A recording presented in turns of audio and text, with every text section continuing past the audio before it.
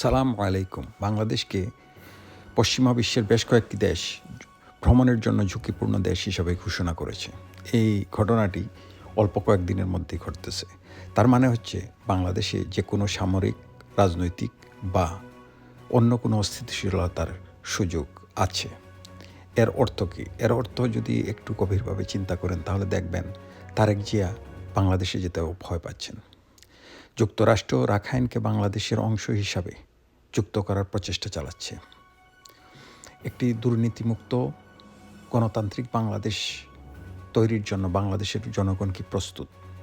তারা কি ইউনূস সরকারের গণতন্ত্র চর্চা নিয়ে সত্যিকার অর্থে একটি নির্বাচিত সরকার গঠনের জন্য তৈরি আছেন? আমরা যদি একটু লক্ষ্য করি তাহলে দেখব বিএনপি অগুছালো, নেতৃত্বহীন, অন্তর্কুন্দলে বিভক্ত একটি দল। এনসিপি স্বচ্ছতা, নৈতিকতা এবং গ্রহণযোগ্যতা সৃষ্টি করতে ব্যর্থ। এই মুহূর্তে জামাতের উত্থান অবশ্যম্ভাবী। সাথে থাকছে ৭ দলীয় জোট, যারা সরাসরি ইন্ডিয়া বিরোধী, যা ইন্ডিয়ার মাথা ব্যথার কারণ হয়েছে। এই পরিস্থিতিতে আমরা কি আসলেও মনে করি বাংলাদেশ গণতন্ত্রের পথে যাচ্ছে? ধন্যবাদ।